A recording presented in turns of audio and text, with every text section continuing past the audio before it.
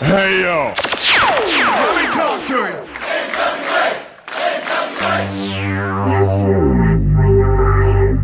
Ladies and gentlemen, welcome to the show.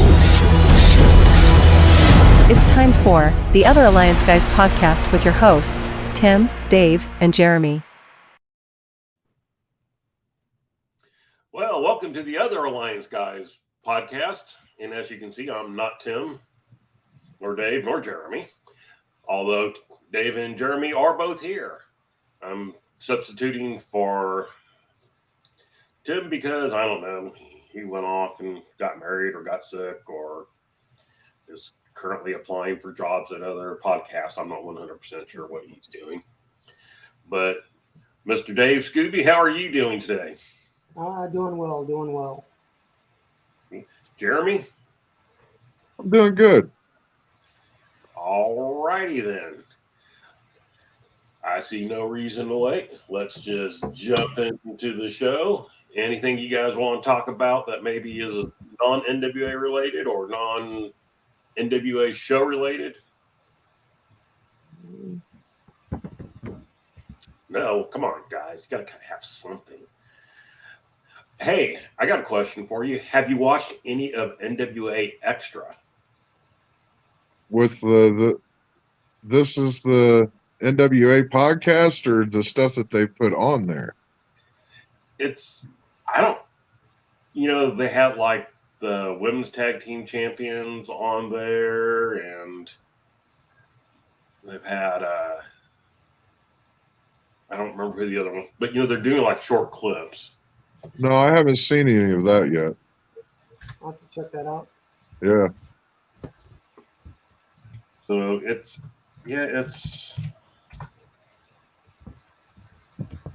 a YouTube channel. It's separate from the NWA. It's called NWA Extra. It's currently got just over 1,000 subscribers. That used to be the Carneyland channel, wasn't it? That would probably be my guess. I mean, I didn't keep up with any of that stuff. I think they talked about that on the This is the NWA show, and I think that they rebranded I think they said they rebranded the old Carneyland website to be NWA Extra now. Yeah, they have an interview with Dick Murdoch, interview with Matt Cardona, and different stuff on it. So if you haven't, go check it out. Yeah, I'll check that out for sure. It looks like it's a little bit on the silly side. I mean, I think the interviews are there, but like Pretty Empowered was on the episode and speaking and everything like that. And to me, there are aspects of it that seem like it might be a little bit silly. Dave's already abandoned us. Yeah, I was doing that bad. Thanks, Dave. Well, I mean, it being on the silly side, it kind of follows suit with the tone that we're getting from the NWA anyways, so. Yeah. So Media M5 says that, yes, it was Carneyland. Okay. And people still don't know NWA. The NWA Extra is another NWA channel. I didn't until last week, and I didn't either. So I wish they'd bring the Carneyland stuff back, just because. I liked the Eli Drake show. That one was a nice one out of everything that they had. I think there were elements on Carneyland that probably weren't bad, but Carneyland itself was so horrible that it just turned me off when it came to it. So Jay's out there watching. Hey, Jay! Because I think they made second channel to keep numbers from being impacted on the main site, and that's probably true. I think they know there's going to be a smaller Niche audience. Right. Mm-hmm. I mean, this, I think, is attracted to the Which is the hardcore of hardcore fans. Right, that's what I was going to say. You're making a second channel for a niche audience that's already a niche audience. Of another niche audience. Right. So you're So it's splitting like a frog hair the best of three the ways. I didn't hear what you said, Dave. I said it's the best of the best of the best. Okay. Is that the way we're supposed to look at it? Best of the best. I'm not sure. Sounds good. I thought maybe that was it. So, as per usual, the NWA. Jay also says Eli Drake's a little busy right now. I don't guess I can argue with him. Yeah. And there's some rumor he might go back to his LA Knight name, so I don't know. I saw that. Which is certainly better than Max Dupree. Yeah. But then again, that whole maximum male model thing needs to go away. Yeah, and some things in wrestling, they're better if you just kill them and ignore that they ever happened than trying to develop a storyline to explain why it's going away. Yeah. WWE's been doing it for years. Yes, but never when they need to. That's the problem. This is true. So, and I guess one thing in wrestling, I don't know if you how much anybody here follows what actually goes on in WWE, but I guess I haven't seen the show. It's recorded, and probably at some point I'll scan through it in about 15 minutes. But I guess right after they gave the third Uso the NXT North American Championship, I guess last night they took it away from him so he wouldn't have to lose it, but they could use it on NXT more and not have him on NXT as much. So it was one of those really convoluted.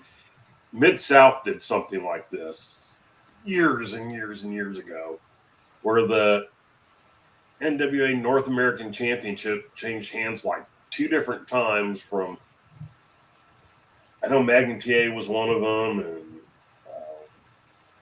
I think one of the Russians was the other one. I don't remember who exactly. And but basically, after they switched the North American title 2 times, they come out and said, "Well, champions can't make their own championship matches." So we're giving the belt back to, I think it was Butch Reed, who was the first one to do it, and everything. And so, just ignore the 2 title changes that took place. They weren't real. They didn't really happen or whatever. And so I guess last night on NXT, they came out and did the same thing in the sense that, well, Solo Sikoa, or whatever name he goes by. Yeah. Well, he wasn't actually originally, in the fan vote or whatever for who to defend the thing in. He can't just go out and take the get a title match, despite the fact that they've had people, walk in and take Money in the Bank, and other people will get last minute title chances, challenges or whatever. So, but apparently, the wrong person was in the wrong place and didn't sign the right thing off on it. So, what's odd about the whole Solo Sikoa thing is he went with that to differentiate himself from being an Uso or a Reigns, and could make his own way there in the WWE. And then lo and behold, they pretty much immediately pair him up. I mean, he hadn't been on NXT for too terribly long before they just abandoned that, and he's going to the main roster now. Kind of feels kind of Vince-ish, even though he's gone. Yeah, and I think unfortunately, it's one of those things that, I mean, the shows are more watchable if you get to they're almost like the NWA. If you ignore everything that's going on outside and just look at a match in isolation, yeah, man, there's some good wrestling going on right now in WWE. But if you try to make sense of some of the storylines again, it's just like, It's like slamming your head up against the wall. You know what? Why would I do that? Yeah. Media Empire points out that the Maximum Male models are goofy. You can't watch it, but he does because he likes Maxine Dupree. He thinks it's hot. So, and Matthew Underwood, hey Matthew, says in the best timeline, Eli had a 1-year reign as champ.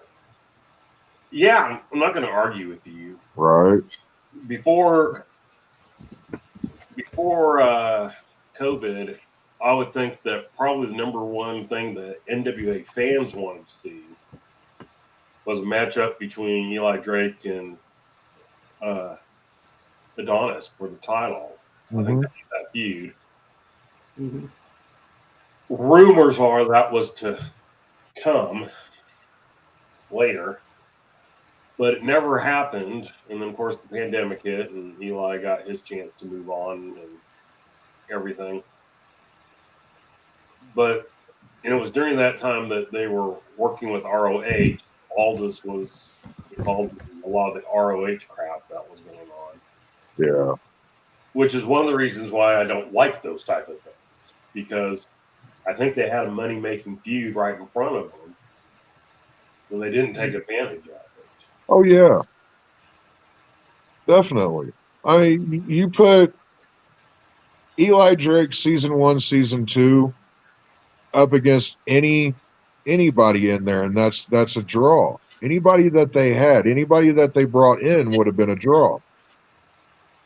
If you put Eli Drake across from him, he was firing on all fucking cylinders. Pardon my French. I think that was English. Well, yeah. Fornication and consent of the king, yeah.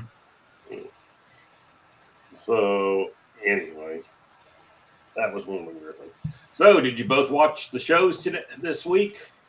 Yep. I did not watch Power. I watched USA, but I didn't watch Power this week. You didn't watch Power? No. I'm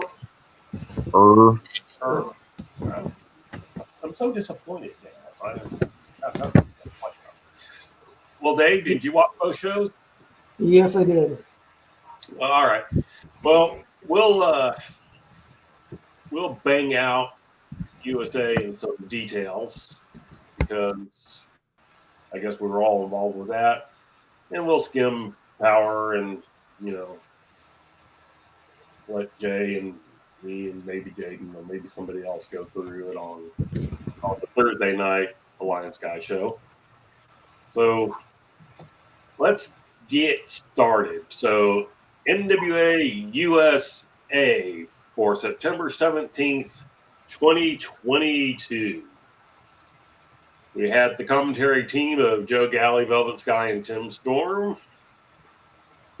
It didn't annoy me as much this time. But yeah. Maybe it's just me getting used to them, or maybe I've just tuned them out so much that it doesn't matter. Oh, Velvet is getting a lot more comfortable and starting to kind of flow a lot better with them. I think so. I mean, Joe kind of had chilled out from his pay-per-view Joey Styles. Yeah. So, maybe it was just because he was going to hijack the show and he got a little bit worried about it. All right. My camera's on a monitor. Unfortunately, sometimes I can't tell where I'm at. So let's get started. But let's talk about. I'm going to do this in a little different format. Let's talk about the first matchup. First matchup was the NWA National Title Tournament qualifying match between Anthony Mayweather and Thrill Billy Silas with, our beloved Poyo, excuse me. So let's start with the basics. What did we think of the match in general, Dave? I thought it was a good match. It highlighted Silas. I like that Mayweather or Crimson, whatever they're calling him these days, he did put up a good fight, but I'm not really sure how to say it. Size-wise, they matched up, but the bigger man won. Yeah. That they both have height, but Silas just is almost unstoppable. Yeah. They both took each other to the limit, and whether Mayweather won or lost, Silas moved up. Yeah. He's fought so many guys of different styles that I think they're doing right with him in building him. Now I've looked online, and he's the Thrillbilly Silas Mason. He also has a tag team partner, last name Dixon. So the Mason-Dixon line, down the line, if they do need another tag team, bring him in. But right now, he's hot. Push him. Oyo is great as manager / valet. And I think, it's a slow burn that they're not pushing him all the way. I myself don't expect him to win the finals, but by him going to the finals, he's upped his stock. That he can go after the TV title, he can bring in his tag team partner, go after U.S. titles, go after the national title again down the line if he doesn't win in this match. But I think the right person won. I'm not sure if Mayweather is still injured or his body of work is just catching up with him, with his body. That he is older now and he still runs tried and true, and he's still working back behind the stage, behind the scenes. He's helping build a new star. Well, yeah, So I think I'm hoping. Go ahead. Yeah, I mean, I think his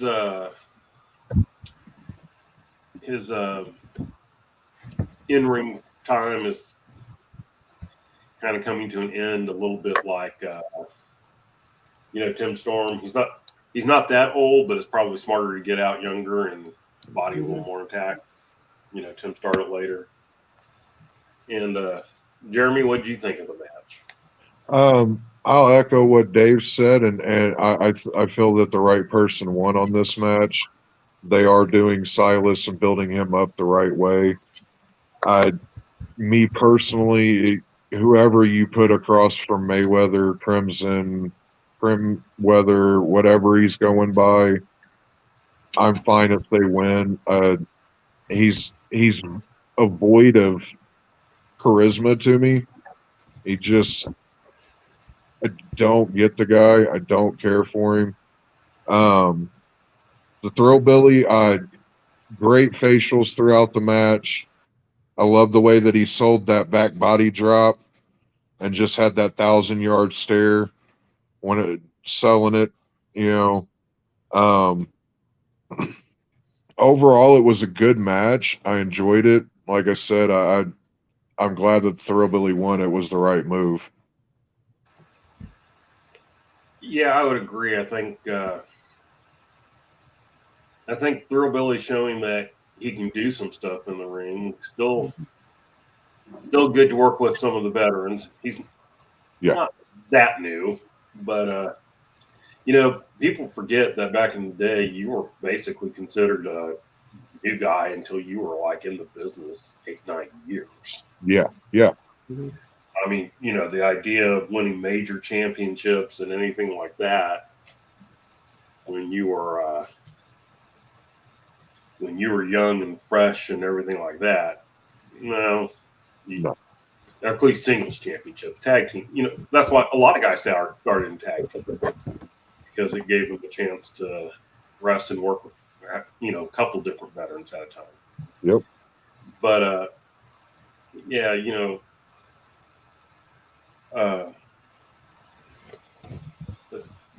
being in the business 15 years before you're even considered for a world title run, and by run, I almost mean like major challenger, not even necessarily given the title, but somebody who would be considered with the title. It wasn't until really in the 80s with the likes of Tommy Rich and the Von Erich boys. Yeah. That the idea of young guys. Dusty Rhodes kind of did it in the late 70s, but he had already been around a long time. They just didn't realize it. They portrayed him as younger than he was. Yeah. And of course, even Tommy Rich had been around for a few years. And so, yeah, I mean, slow burn him, get him towards the title. I think for some people that don't know, this wasn't really planned originally. He and Paga have taken advantage of an opportunity that was given to him at the last set of tapings before. And, he's taking the opportunity to run. Run with it. Talking about football, Steve Barber, who was with the New York Giants, once said he was put in a running back when the former running back got injured. Yeah. And so he was just put in to start for the star. Well, once he started, they never took him out. Nope. He was doing that good, and these are the times we want. All right. Let's see here. Some comments. Media 5 says Velvet at least is trying. She at least shows emotion now and some things that happen instead of sounding dead inside. Yeah. I have to agree with that. I'm not going to argue with you. If it wasn't for Thrillbilly, I wouldn't have watched. I just can't watch Mayweather and be interested. Mayweather, you were talking about size earlier, and he's still tall, but to me, he looks like he's kind of slimmed down, like he's not. Mm-hmm. Yeah. He's not working out like he used to work out. And we were talking earlier, I was looking at some early footage of, the guy now called Happy Corbin WWE, but when he first came up and was on the main roster in his time down in NXT, I was looking at his arms and his chest, and man, that guy was big and built, and I think Scooby froze up on us. And now it's like, man, send him back to the Performance Center. He needs some work. And I think that's kind of where Mayweather's at. I don't know that Mayweather has the desire anymore to be in the best in-ring shape. He's not in bad shape, don't get me wrong. No, I'd love to be in the shape that he's in. Yeah, I would love to be in the shape that he's in. My bra. So, let's see here. Matthew Underwood, this season Power is the best since season 3. No bar handmaiden, but still good. Enough mic talent to carry segments. A lot is moving forward. I will say this season's been better than most of the previous ones. A little more coherent. It certainly seems like they're building towards a pay-per-view, where in the past it was like they would have a show and maybe only one or two storylines that were actually going to be a pay-per-view quality. So, I mean, they do seem to be building to it. So, hopefully. All right. So, let's talk about the backstage segments or the interview segments and all that. And all 4 of them with the same person. May had more screen time than any other person. Yeah, well, in like a 35-minute episode.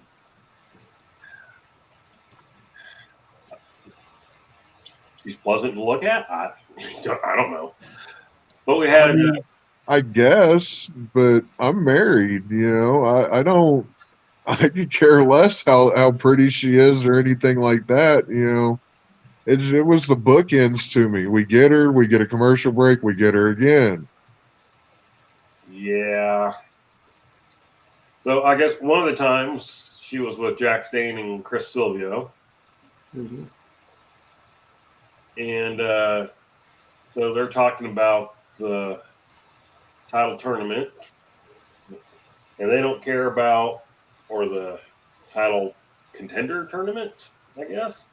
And they don't care about Rick Steamboat, and they don't care about the title tournament. And Dane is looking at other options. So outside of the NWA, specify that. So what were your guys' thought on this segment, or do you have any thoughts on this segment? I mean, it's a good negotiating tactic, I guess. I don't know what this does or where it leads to, so I'll leave my mind open and not criticize right now. If he's going to go somewhere, I'm not going to be able to stop. I'm not even going to try and stop him. That's a big man, and I'm a big man, but that's a big man, and no. Let him do what he wants to do. If that's what it takes to keep him there, let him do it.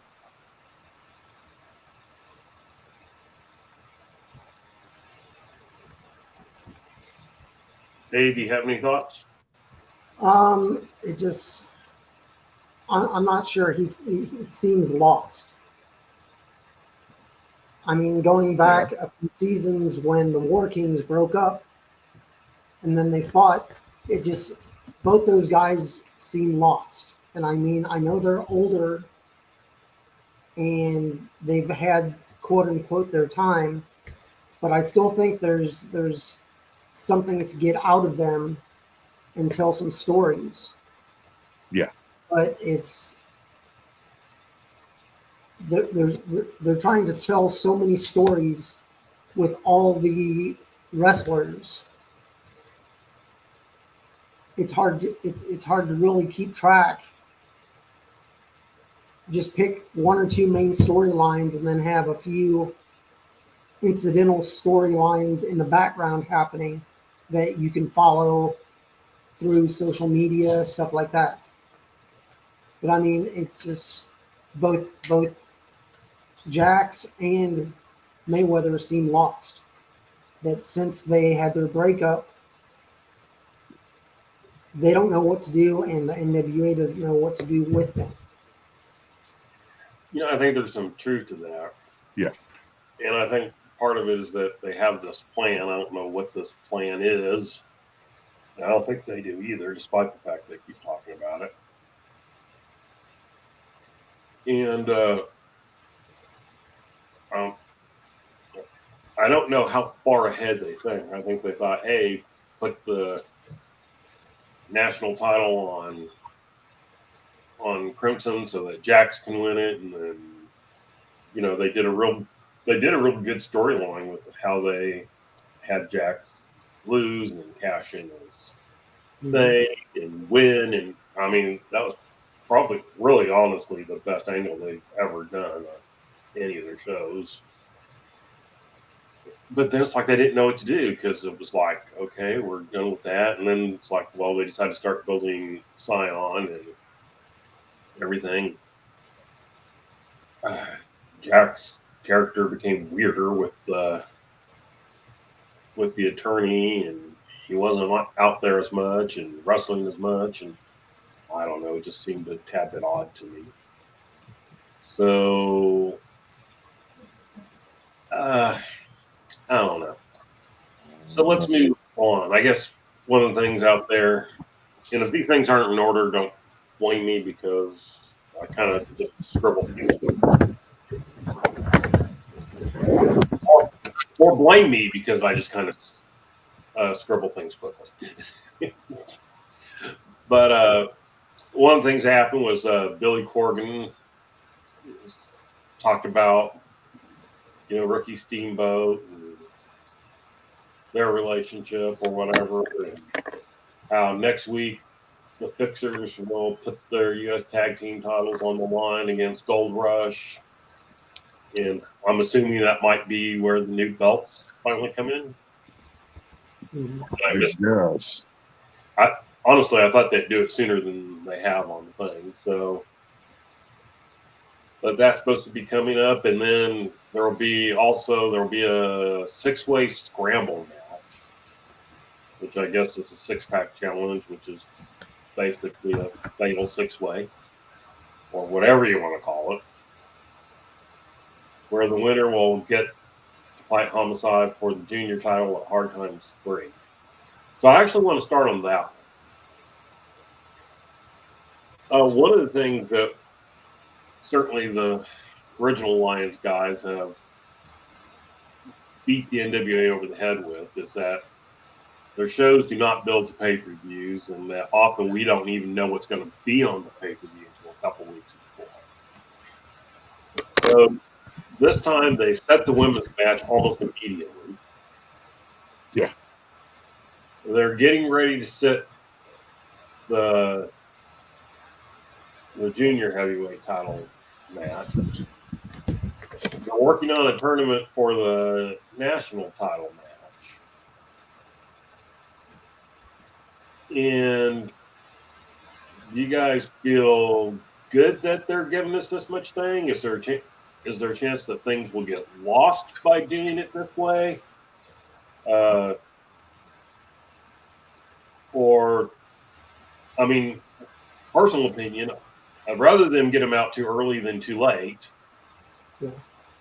But they almost seem to be in an extreme of things sometimes. Yeah. For me, booking is a double-edged sword anyways. You're never going to make everybody happy. And with this, I feel that they kind of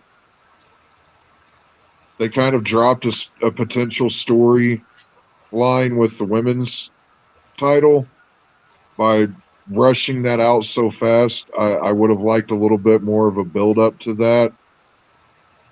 But overall, I mean, that has been a constant since the first season, is that there's not really a build up until like the last 2 or 3 shows of the season to let you know what's going on with the pay-per-view. And sometimes not even then. Sometimes you find out a couple of days before the pay-per-view after the last show's already aired.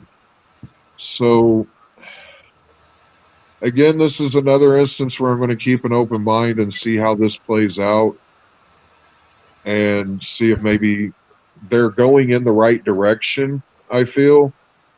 So maybe by next season they'll lose some of the hyperactivity and have a little more build, I guess. We'll have to get in Willie Bowen's Tyrus joke. If Tyrus didn't get 10 pounds of gold, he can be the goalpost in any football game. No, he can't. He can't hold his arms up that long. All right, I'll grant you that one. But Dave, what do you think of? Well, I do like that they are giving us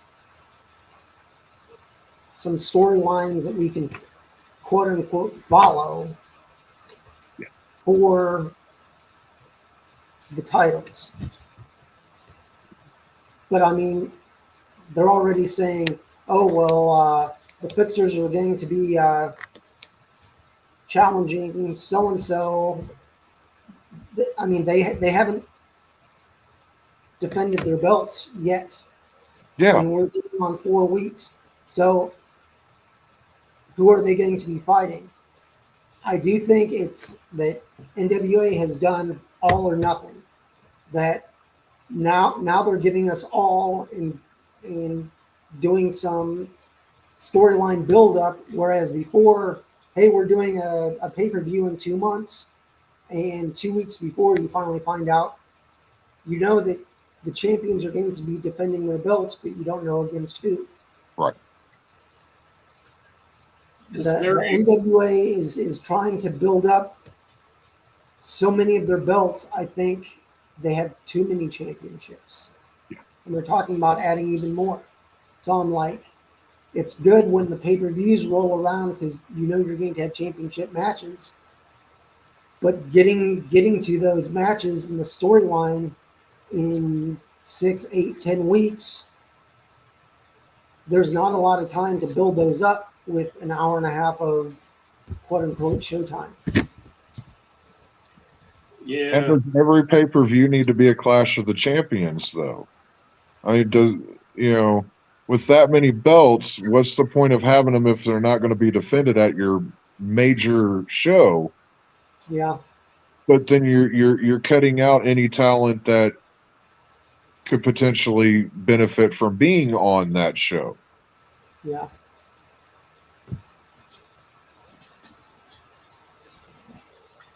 I do not disagree with any of that. And I have one more here, only because the NWA doesn't do a lot to sulfate them yet. They are getting better, and I will credit them that. Yes. I feel like storylines can get lost. Like, I feel like, okay, they've given us the number one contender to the women's championship. And, they'll talk to Kamille some or whatever, but I kind of feel like it also runs the risk of, okay, we're done with that. Yeah. So, so you know who that is, and we don't really have to talk about that much anymore. Mm-hmm.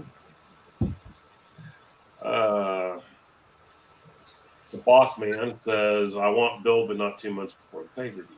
Well, I want balance. Yeah. Yeah. And here's the weird thing. I don't mind, back in the day, if they were building basically like a Starrcade or something like that, back before the pay-per-views every month. Right. Back when there was a Starrcade or something, and, the NWA is running, 4 or 5 pay-per-views in a year. Typically, like, one of the first matches announced would be like a mid-card match. Mm-hmm. Yeah. Probably for a mid-card title, Well, for the United States title, it's going to be Magnum PA versus Nikita Koloff or something like that. And so, and then like the next match to get announced would normally be like a world title match. Yeah. And then they would slowly kind of each week add one. And they're sort of doing that here. We know what the women's match is, and they've kind of pointed us to what the men's match is going to be. Yeah. They're going to point out the thing. So, I mean, what we have to watch and see is what they do with in-ring storytelling and out-ring storytelling. Make sure they don't get lost on this. Okay, we've done the women. Boom, we're done with them. We've done the juniors. Okay, we're done with them. We've done the right. I mean, I don't know who the World Tag Team Champions would defend against, or if they would even defend against anyone, because I don't know who I don't know if there's anybody ready right now for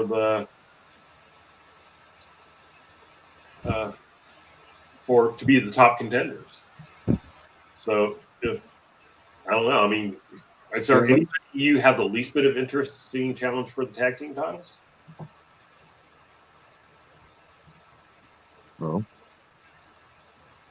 I mean, you have OGK, and being that Bennett didn't go forward in the national title tournament, I'd like to see OGK they don't have to win, but just them being in the match makes it an actual match. It's an actual tag team. I can't argue with that at all. And that's just one of the things that I don't understand booking wise. I'm a nobody. I'm not in the business at all. But why would you have I mean, Mike Bennett said he wanted to go after the title. That's cool. And Taven said, okay, cool. I'll stand behind you. But when you come back, we're going after these. But why use one tag team or one member of a tag team to do a singles match unless it's against another member of another tag team? Yeah. There's a reason they're in a tag team. Yeah. Let them highlight why they're in that tag team. If Marche Rocket is in a three-way, what's the purpose of that? I thought him and Jordan were a tag team, Gold Rush. Please do not put a singles, a tag team wrestler in a singles match unless it has to do with the actual tag team. Yeah. Keep the tag teams involved.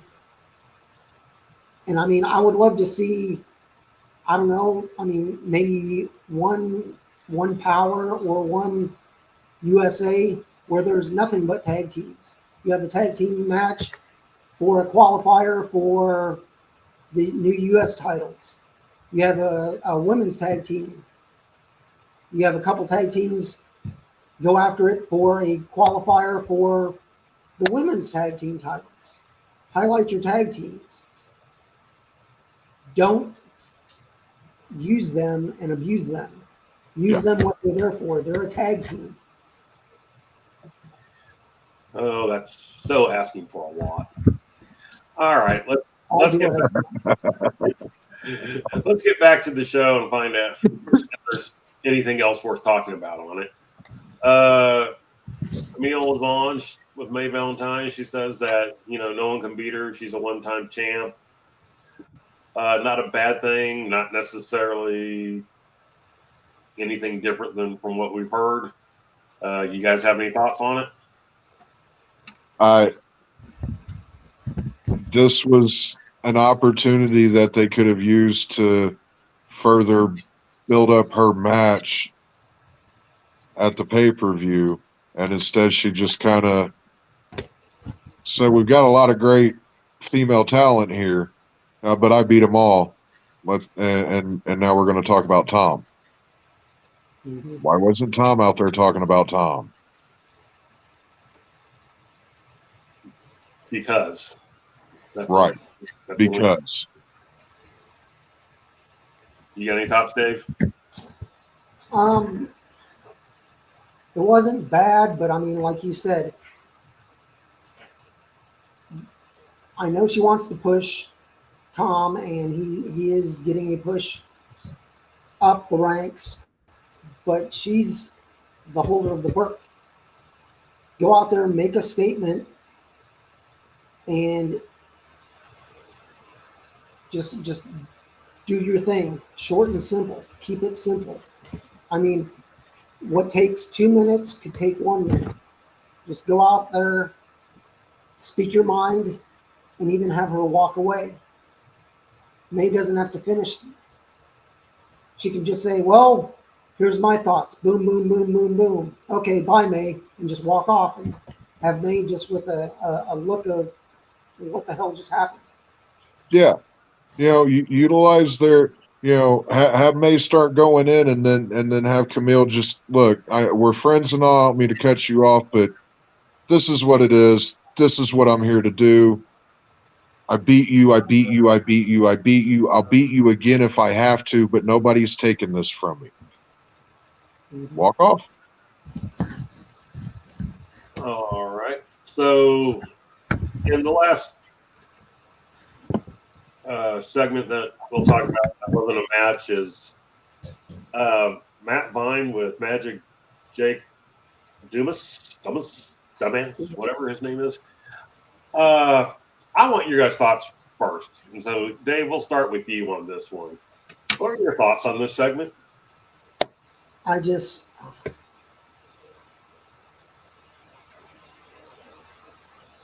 wasn't there at the tapings, and at the tapings sometimes you see little things that you don't understand. Other times you understand things fully. I have no clue why Matt Vine is with Jay Bradley, why he's a Fixer supporter, there's no storyline. All of a sudden, he's just there. Well, the storyline will probably be on Power in 2 weeks. And I mean, that's what I'm thinking. I mean, when they do their tapings, they try to stick to a storyline, but sometimes they'll take stuff out of order. Yeah. And I'm not sure if they're putting the episodes together the way they should be. Just because this was taped from here to here, I don't know. Jeremy, what do you think of this segment? Oh, I'm sorry, Dave. Go ahead. It frustrates me. I mean, have a storyline, have a storyboard, not a storyline, and just follow it. If you tape out of sequence, just remember that, hey, the third match isn't going to be in the first episode, it's in the second episode. I mean, it's a lot of it just frustrates me because I can't follow the storyline or the logic behind what they're doing. That Matt Vine has wrestled before, and all of a sudden he's with the Fixers. Why? Right. Yeah. Jeremy, what was your thoughts on it? I kind of tuned out on this one because it was the fourth segment with May Valentine. It's been brought up that they would benefit from another backstage interviewer, and I think this was an instance where they would have, because I saw Matt Vine come out with the Fixers, and I kind of scratched my head as to what was going on with that. But again, like I said, I kind of tuned this one out.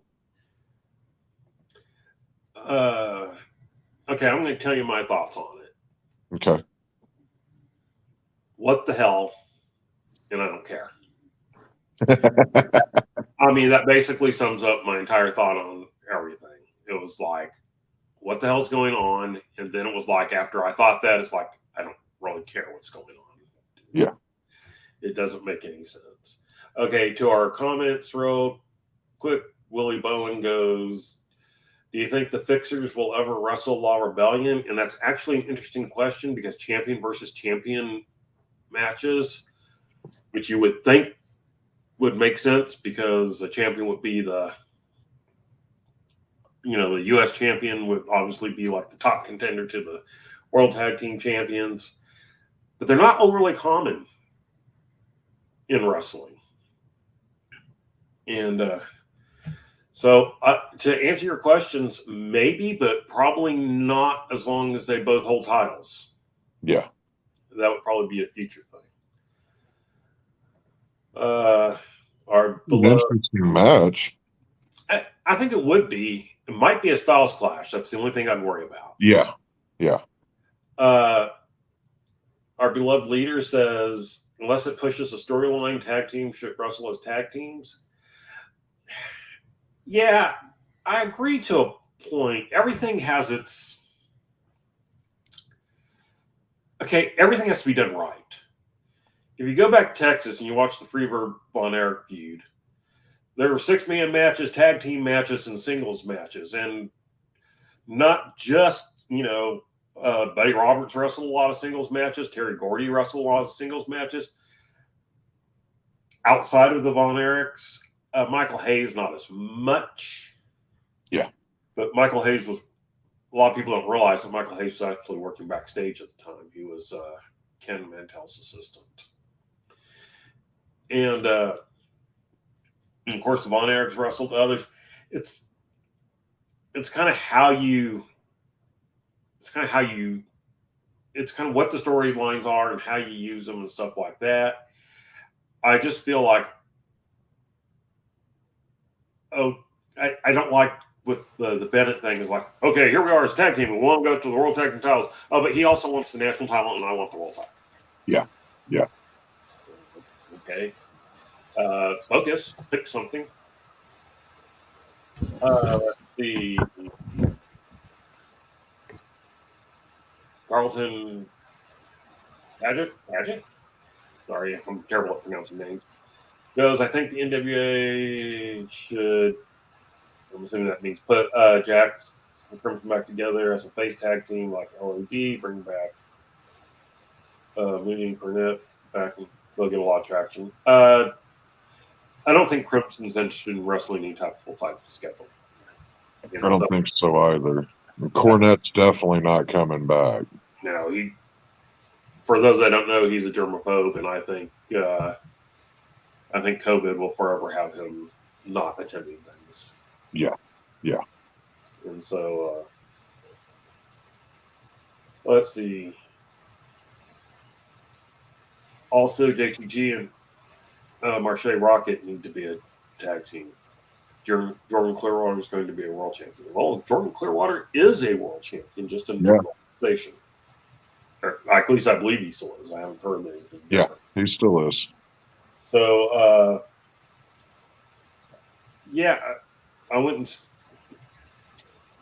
I would like to see Clearwater pushed as a singles guy in the NWA. I don't know how realistic that is while he holds world title in another organization. So, I don't know. We'll have to see. Okay, let's get back to wrestling on USA. So, we have a match between Kerry Morton with Please Stop Wrestling, Ricky Morton. Please only work behind the scenes, Ricky Morton. And AJ Castana with Anthony Andrews, so his tag team partner. Was an interesting matchup. Dave, what did you think of the actual in-ring match?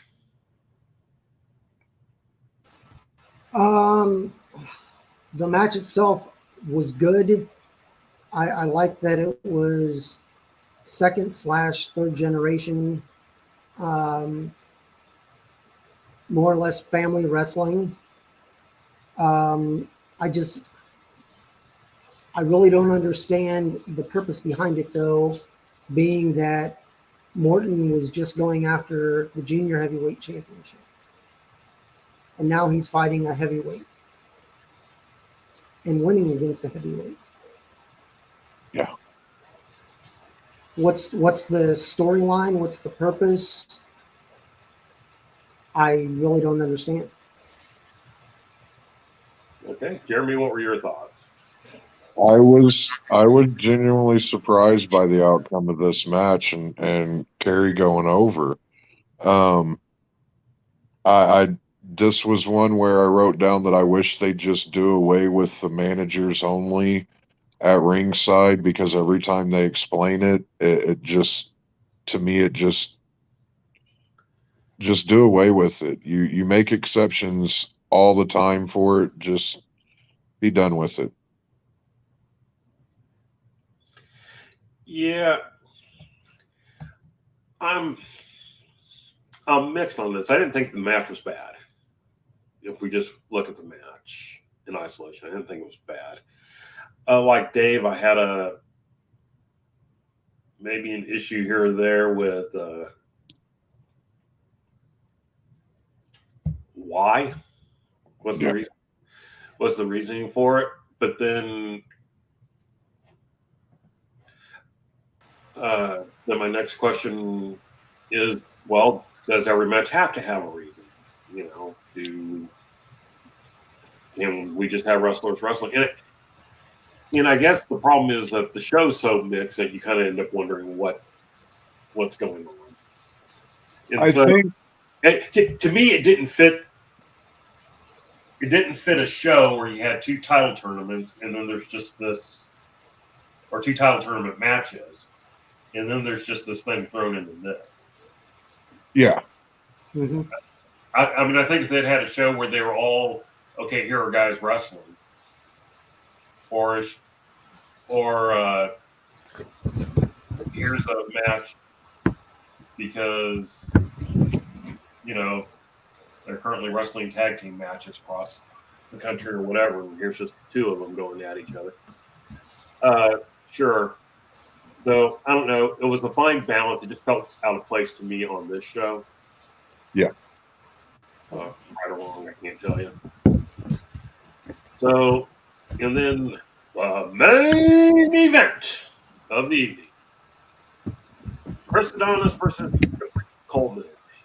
Also an NWA national title tournament qualifying match. Why are these all qualifying matches when they're wrestling again?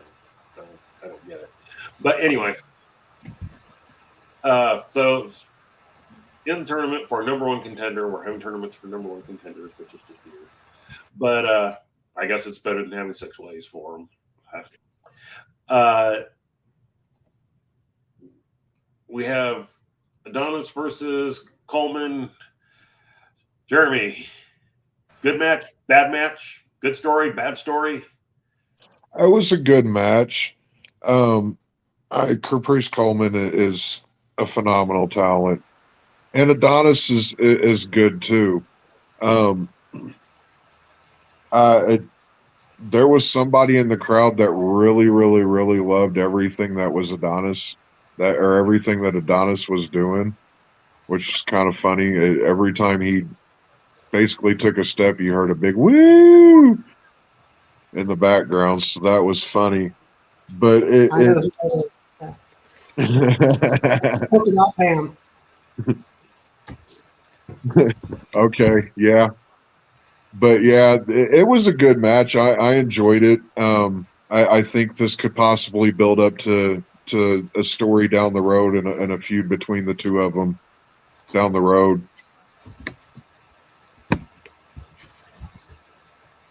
Dave, what were your thoughts?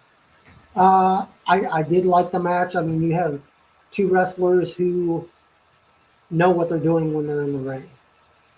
Yeah. And it's just I'm not going to say I think the right guy won, but storyline wise, the right guy won. Because right now we don't know what Caprice Coleman is really up to and able to do. He's with AEW/ROH doing announcing every once in a while. He's also doing some indie wrestling, but his main job is with ROH. But until they get a outlet, whether it be streaming or on TV or whatever, he's just doing announcing here and there. So when he's able to wrestle for the NWA, it's a bonus. And I mean, I met him at 74, great guy, very gracious. And I mean, he can work just about any style. Plus, when he's in the ring with someone younger, he can help them, guide them through the match. Yeah. But I do think the right person won in that Adonis is more of a name. He's a former national champion. Whoever beats him in the semifinals or whatever, if he does get beat, more power to him. They've defeated a former champion. Yeah. So, question: would either one of you be interested in him winning? Would you want to see him sign? And if so, who would you want to win, Dave?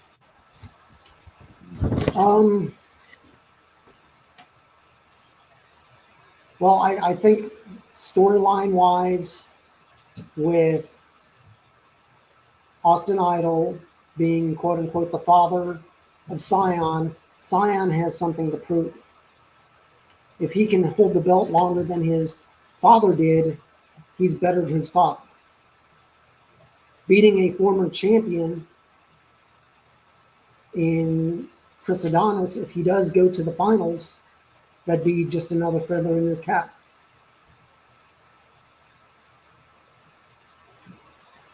Well, I enjoyed the match. I actually enjoyed the match a lot. Caprice is very smooth in the ring. Oh, yeah. Adonis is a veteran, and it showed in this match. I thought it was a good match. I agreed with Dave that that the storyline wise, the right person won. And I would kind of like to see Adonis win and then lose to Scion, because Scion's beat won the title, beat the champion before that. It would be kind of cool if he also did this. Jeremy, I forgot to ask you your thoughts on who you think should win or what you think the match would be. So, I wouldn't be upset seeing Scion against Adonis. It'd be a good matchup size wise and all that. I think. I don't know. I think I want Scion to keep it as hot as I feel saying that, because Idol grates my nerves so bad, but it's an interesting storyline that they're building up with him, between him and Scion. So I like to see where this goes. I'd like to see Scion carry the title longer than Idol, like you said, Dave, and kind of have that to hold over him as the story progresses down the road. Now I'm better than you. So, I was thinking about that the other day with where the story could go between these two. And did we ever actually see the DNA test or anything, or was it just Austin Idol's word? I don't even know that Scion has ever actually confirmed it. Has he? Right. I mean, so I could see this down the road turning into kind of like an All My Children thing where, oh, I told you I was your father just to, help elevate you and propel you into the stratosphere, or however he puts it, But that's also from watching a lot of soap operas with my mother as a child, so. Yeah. My mind kind of operates in that aspect as well. So I'm usually looking for that sort of twist. Well, I watch the nighttime, so in my world, Scion would be the one that would go, "Ha! I made you believe you were my dad, but really, I'm your dad." Yeah, something like that. Yeah. So, sounds very Knots Landing. Yes. Very. So Carlton says that the NWA is pandering to AEW marks who don't care for our type of wrestling. I guess I missed one of Willie's comments. So let's see, what else was there? Here's probably the one I meant to push. Hey guys, do you think the NWA could run territories again? NWA is football, Nashville, Kentucky, Atlanta, and now New Orleans. No, I do not think that they can or will run territories again. I think they will run shows with probably the help of independents in various areas, or areas that they can run on their own. So it wouldn't surprise me if they move around a bit more. Yeah. It's a novel idea, and it'd be nice, but I don't. Knowing how Billy is business-wise in the music industry and stuff, once he gets a hold of something, he likes to keep a firm grip on it and have as much control and say over it as possible. So, it'd be nice, but I don't see a territory system popping up under the NWA banner like we traditionally knew it. Medium 5. This is a soap opera as the stomach turns. Okay. No, that is Tyrus at the buffet. Tyrus at the buffet. Okay. Hey, you beat Willie to it. We know we got 2 Willies going. I don't know what to say anymore. All right. And Medium 5 also goes NWA territory a few years ago, kind of, but that got plugged up. Lots of issues. It sucks as it was right with NWA Smoky Mountain Championship Wrestling, all those flagships. Yeah, somebody once asked me, they go, "What do you think the NWA would be today if Dark and his group never took over. I go, well, you know what the individual promotions are doing now? I go basically the same. So that's my thoughts. All right, should we talk about Power at all? We can skim over it if you want. All right, so let's. Uh-oh. Got a baby. Look at that. Got a grandbaby with a big orange bow. Say hi, everybody. Hi. It sets you on the TV. Okay. You know, the great thing is now you can keep this. It'll be on the internet forever. And so, you can pull this up when he gets married or graduates high school or, it's just giving you attitude because she's a teenager. And you're going, Yep. I will show this to everybody. If you can. Yep. So, always a good thing to do. All right. NWA Power, which was yesterday with the magnificent lead-in of the pre-party with our beloved leader and dictator and Putin of the wrestling world. We had NWA Power, also with Joe Galley, Velvet Sky, and Tim Storm.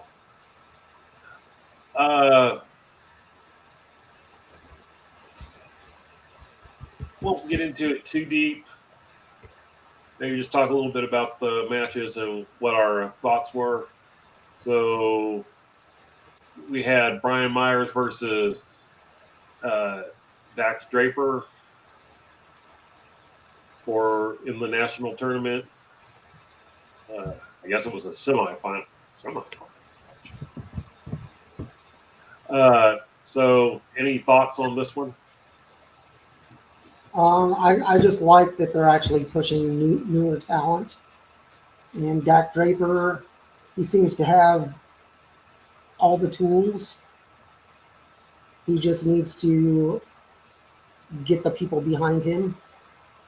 He needs to have a purpose, and I think him going forward over a member of the Cardonas, that he's now quote unquote a good guy, whether he is or not. He's the better of the two. I'm not really sure storyline wise where it's going to go. That if he ends up losing, if he'll end up going back and fighting against the Cardonas when sides have to match up.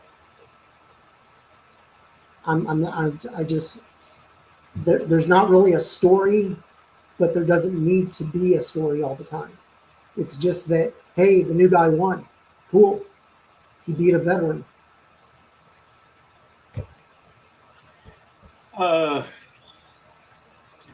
Yeah, I mean, I thought the match was okay. I was surprised by the winner, and that's not always a bad thing. But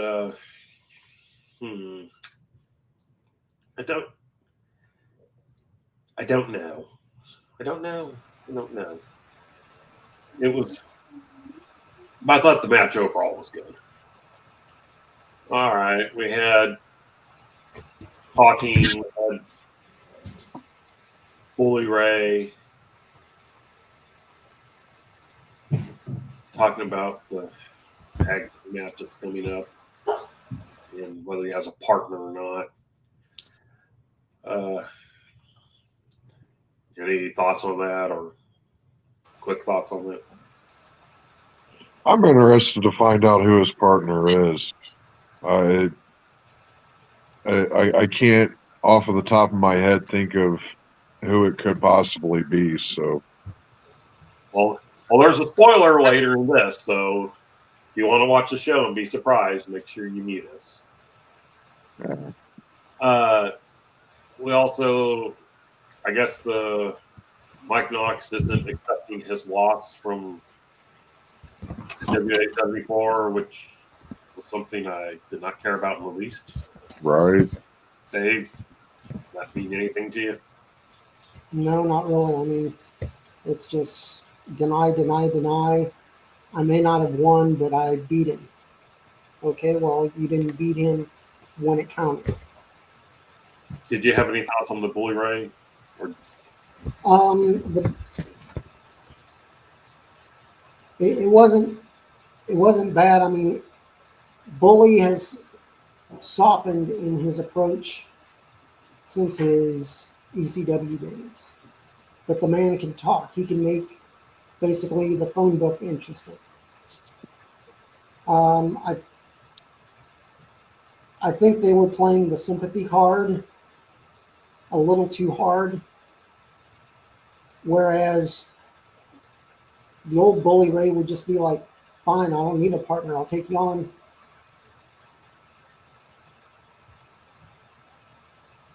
all right. I want, again, with the way my notes are kind of there, I actually separate my notes in between what happens backstage and what happens in the ring. So, or what happens in the ring, what happens either interviews or backstage or whatever. So let's run through those segments just real quick. We don't have to get real deep into them. Hard Times 3, Fixers will defend the titles provided they win next week on USA against the Spectaculars. I didn't care. I guess that's as good of a matchup as any. Dave, any thoughts? No, not really. I mean, it was what it was. Jeremy, is that a match you're interested in? Sorry, Dave. No. Okay. Did you have any other thoughts, Dave? I'm sorry I interrupted you. Oh, no. Okay.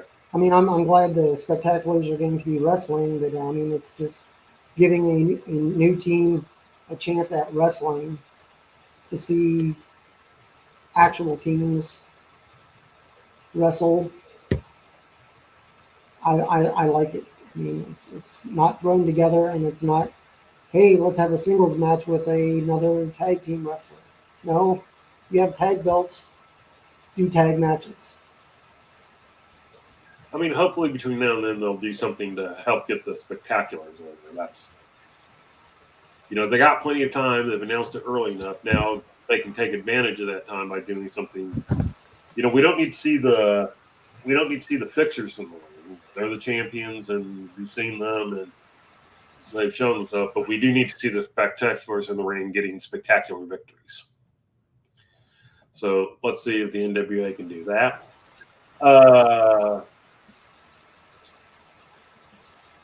Idle Sports Management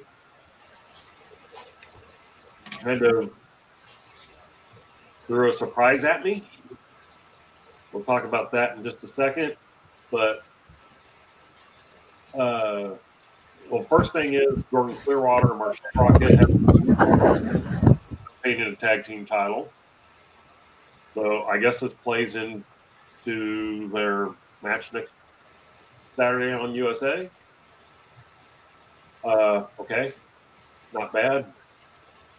But the thing that kind of dropped me is Black G says he's something to the effect of Tyrus has cashed in his opportunity as defending the NWA TV title 7 times to get another shot at 10 pounds of gold. And this just seemed to come out of nowhere. Yeah. I mean, I had no concept whatsoever. There has been no announcement. I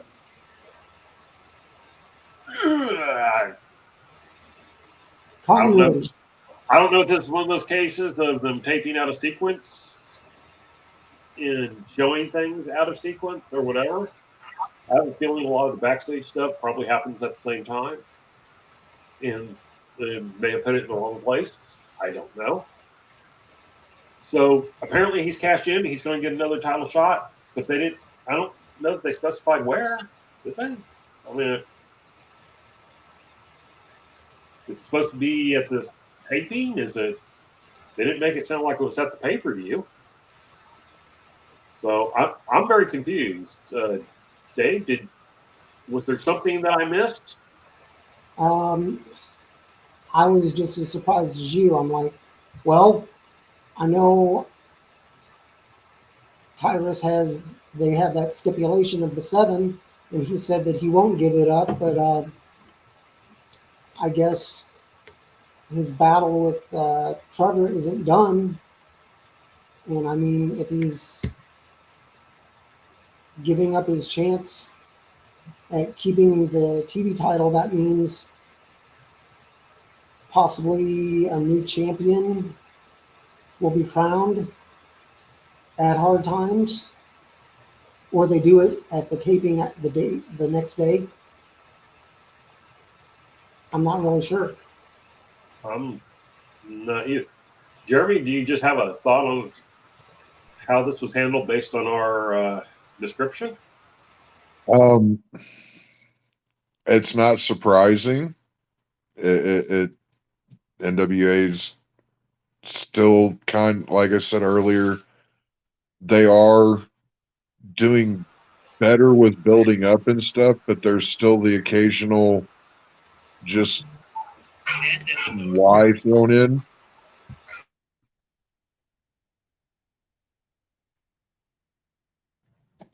Well, we all abandoned Jeremy, but I'm back. Dave back to you. Yeah, apparently, I'm having a long day here. All right. So,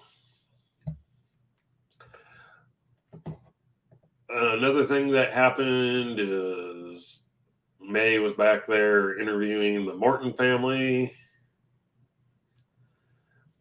And I don't know, but them and the Fixers, and we're talking about the Fixers. And honestly, when the Morton family comes on, I have an automatic tune out. So I don't know if there's anything to say about it at this moment. So we won't. That's basically it for the backstage segments. We lost Dave. Dave, where'd you go? Okay. The other thing was second match was Chris Adonis versus Magic Mike Dumas for the semifinal round of the NWA National Title Tournament #1 contender spot. And so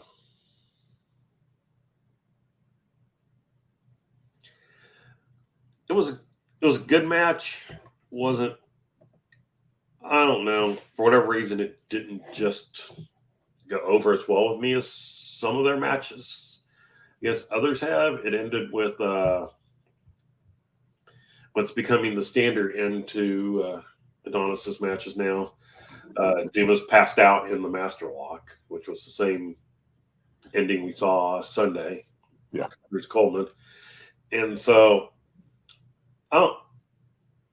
it wasn't bad, but it wasn't the best either. It didn't blow me away. So I'm not 100% sure. And then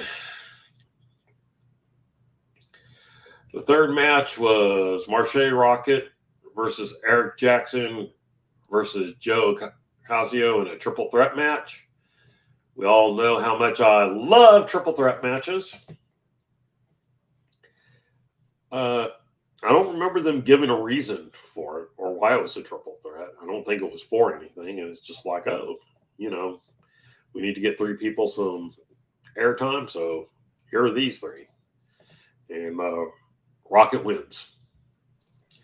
And that's about all there is to say about it. Dave's back.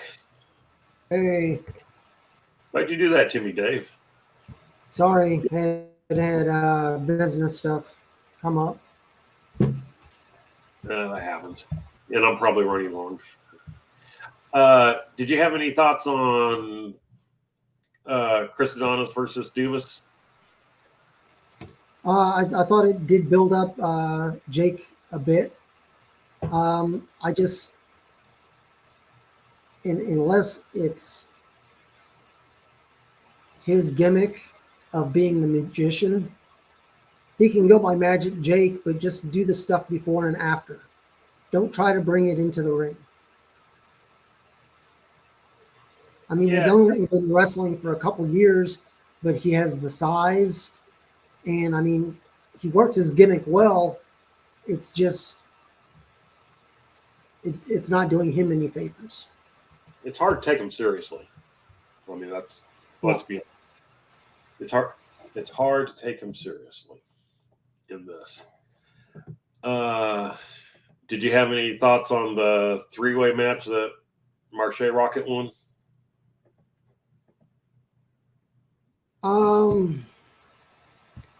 I just, same old.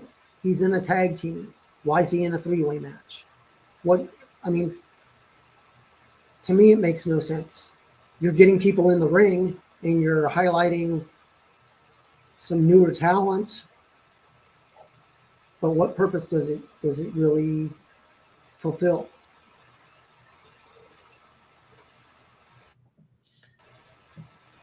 I mean, to me, it really doesn't. I mean, yeah.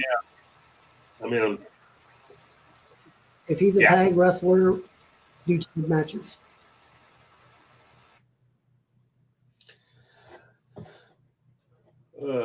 Carlton notes that Dumas is a guy that would be a great territory guy because of his gimmick. To an extent, I think you're right. There were gimmick wrestlers, but even there, he would be limited with his gimmick. I always remember when Kenny King and Rhett Titus first teamed up in ROH, and they were kind of a goofy tag team, and Titus had been a goofy singles wrestler beforehand. And it wasn't until they kind of dropped that gimmick in a very bloody match and just kind of became a standard tag team that they really started to get over. Because the truth was, goofiness limits you. Yeah. And so I don't know. All right, so spoiler for the main event. We have the Cardona family, and they're going to face Bully Ray. And it's no disqualification.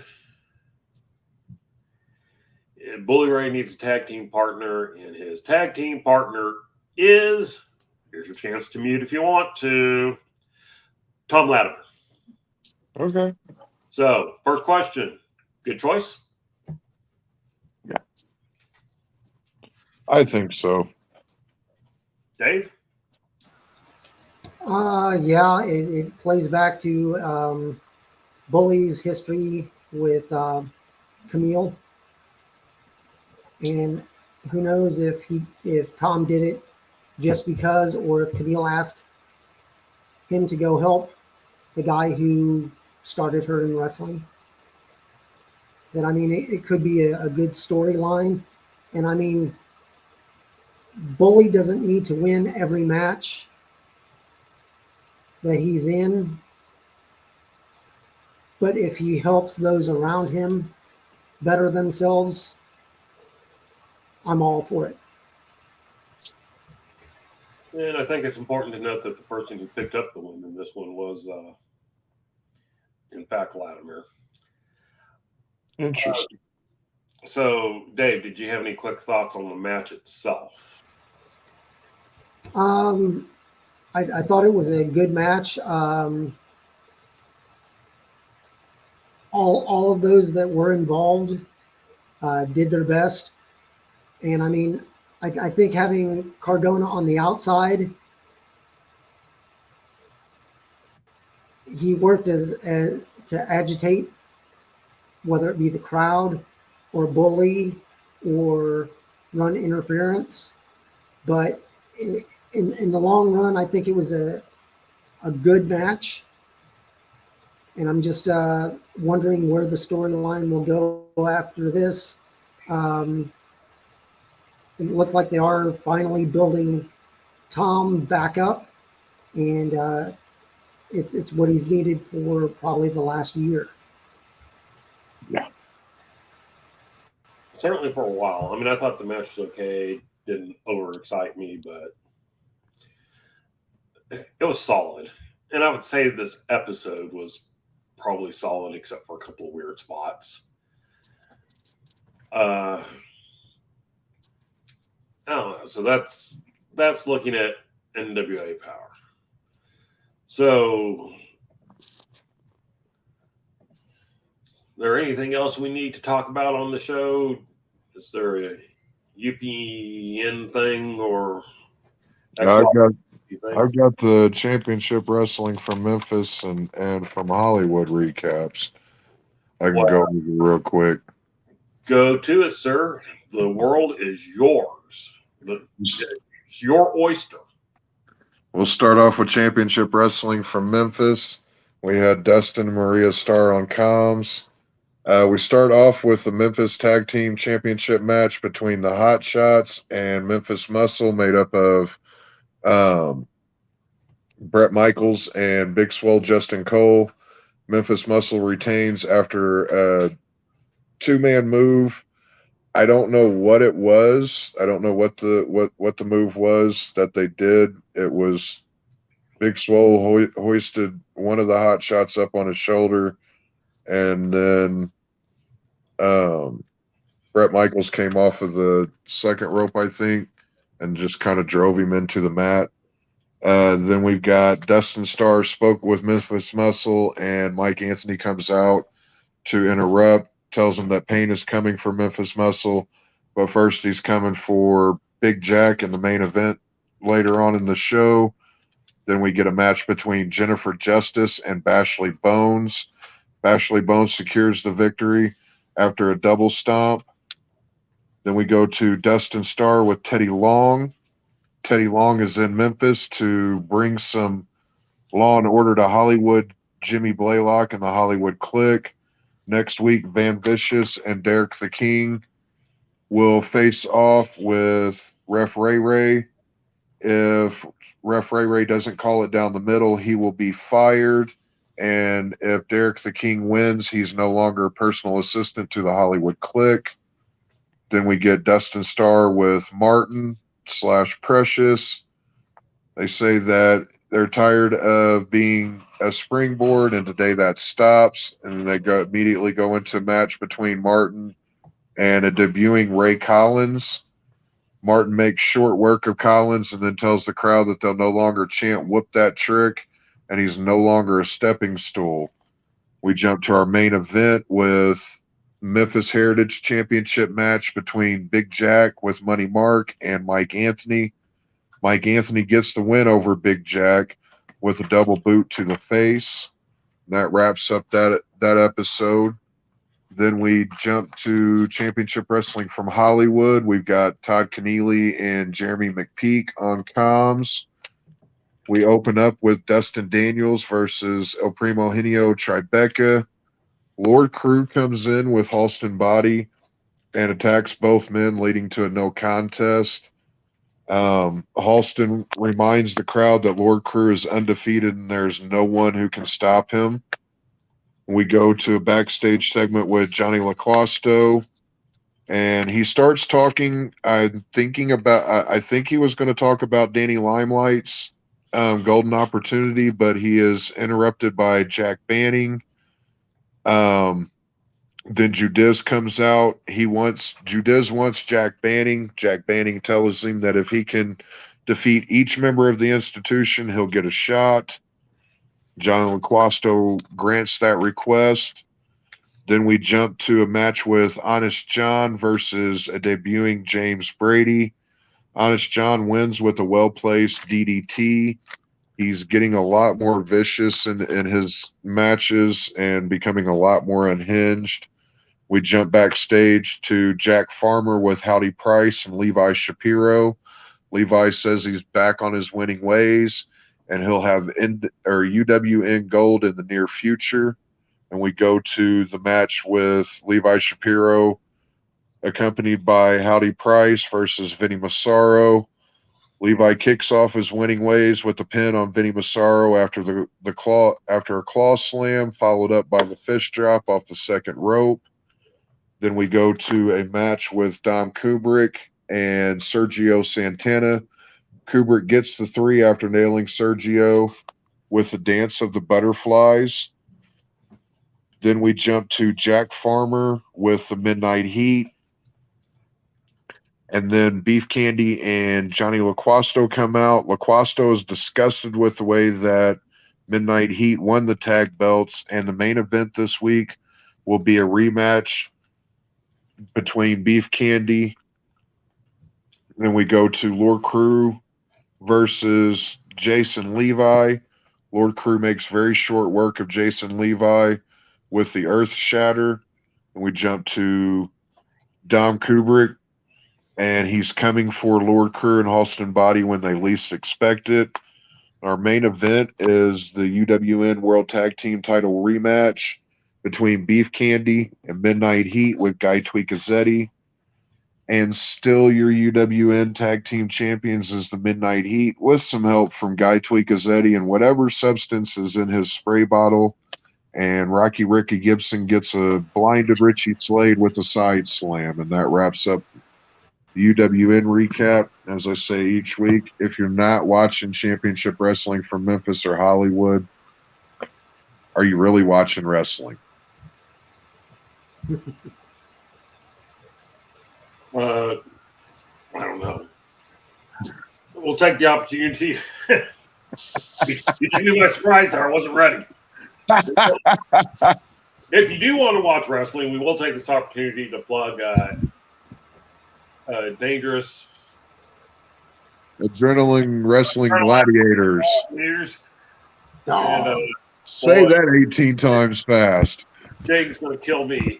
But in their events, go follow them on YouTube. Go watch them on YouTube. If you know, especially if you like old school classic wrestling, that's as closest you're going to get in this world anymore, I think. Yeah. We've been running an hour and a half, and that feels long to me.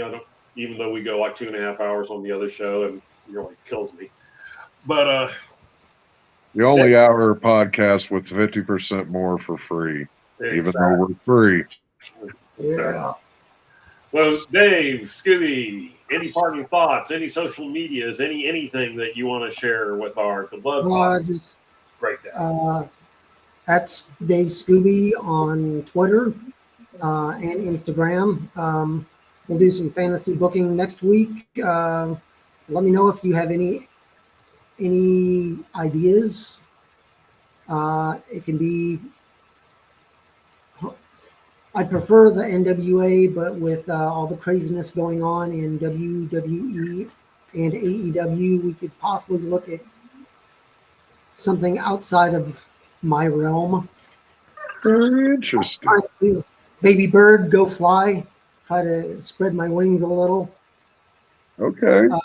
I did like Bray Wyatt back in the day, and I'm hoping that if it is him coming back to the WWE, they finally let him spread his wings and do what he does. Yeah.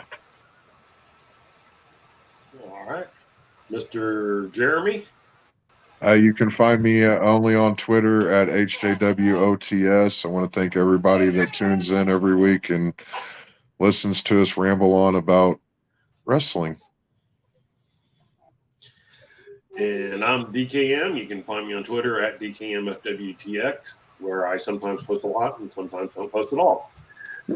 And, of course, hit up all the Alliance blog websites. I think the